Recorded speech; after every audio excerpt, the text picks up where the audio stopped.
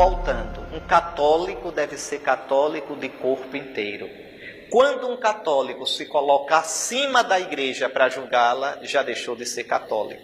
E quando um católico diz, eu vou pegar a Bíblia para ver o que a igreja está dizendo, ele também já virou protestante. Aqui está o erro dos protestantes, colocam a Bíblia acima da igreja. Isso é bobagem pura, porque a Bíblia nasceu na igreja. A Bíblia é expressão da fé da igreja. Santo Agostinho dizia, eu creio nas Escrituras porque a igreja me diz para crer nelas. Então a Bíblia é o livro da igreja. Então é tirar da cabeça essas ideias tortas e ser católico de verdade. Um bom estudo do catecismo e uma boa dose de humildade. A Bíblia levou 1.600 anos para ser escrita e 40 autores a escrever em 3 línguas diferentes. A Bíblia começou sendo feita oralmente por Deus e depois escrita por Moisés.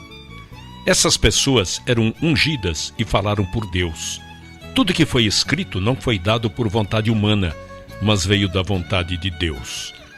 Tudo que foi escrito foi dividido em 2 testamentos, reunidos em 66 livros, 39 livros do Velho Testamento e 27 livros no Novo Testamento.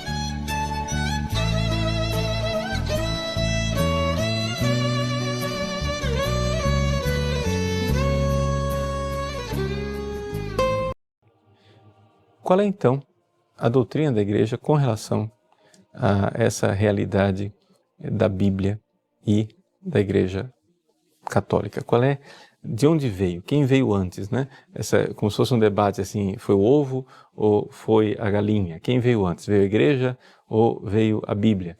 O Dom Henrique Soares da Costa colocou com grande clareza que há uma precedência da igreja.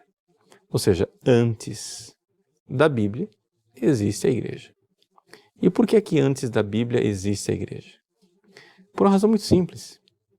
Porque a Igreja Católica, né, compreende que nós só aceitamos a autoridade das Sagradas Escrituras exatamente porque é o que foi recebido pela tradição da igreja e pelo magistério.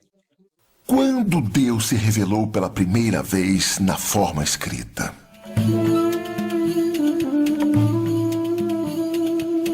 A revelação é um ato especial de Deus, por onde Ele revela ao homem certas verdades que o homem não poderia saber de outra forma. O homem, com sua mente finita, não poderia jamais conter o conhecimento absoluto, a verdade absoluta.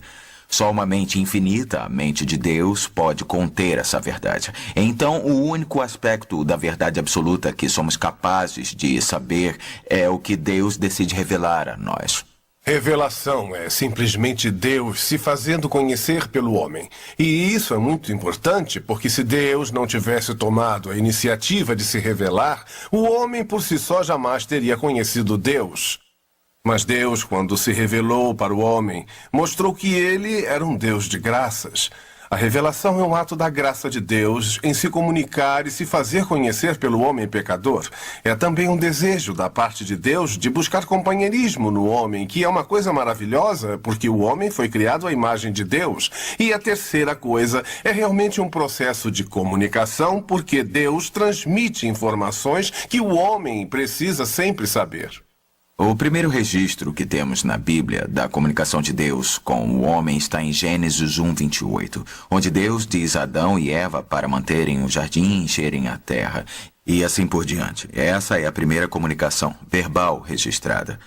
Mas pode-se dizer facilmente que Deus se revelou mesmo antes disso, quando ele literalmente deu a vida a Adão e ele se tornou uma alma viva, quando Adão se tornou consciente de seu ambiente e da presença de Deus. Deus já havia comunicado a Adão que ele é o Deus da criação, o Deus da vida, o Deus do poder, o Deus da onipotência. Então, muito já foi comunicado através do ato da criação em si e da doação da vida de Adão. Então, já que está faltando algum grau de purificação, porque não está em pecado mortal, não merece o inferno, mas também não está totalmente purificado, também o céu não. É o purgatório. Isso os antigos entendiam, os gregos entendiam, os judeus entenderam, os cristãos sempre entenderam. E vou provar que foi assim mesmo. Não estou falando nenhum absurdo aqui, né? Admito sim que as passagens bíblicas que expressam o que significa purgatório são escassas. Eu admito. Mas eu não sou um cristão bíblico. Não sou um cristão bíblico. Eu sou um cristão de Jesus Cristo que, porque sou de Jesus Cristo, também admito a Bíblia. Também, mas ela não é o mais importante na minha vida.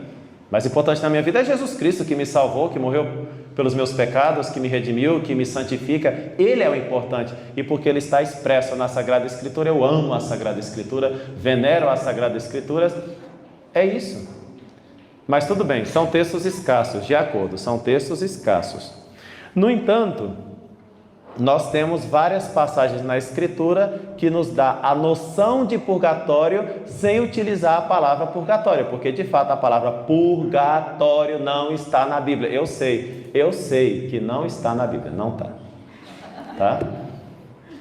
Mas eu não professo na doutrina cristã somente aquilo que está na Bíblia. Esse é justamente um princípio protestante, a sola scriptura. Mas entendo que na Sagrada Escritura há textos que estão a noção de purgatório, a ideia do purgatório sem expressar exatamente a palavra purgatório. Depois, na tradição, sim, está cheio de testemunhos sobre o purgatório. Poderia citar Tertuliano no século III, já fala da prática de orar pelos defuntos, que é muito antiga, e até cita o caso de uma mulher que orava pela alma do seu marido e o costume de fazer uma memória anual dos defuntos, já no século III.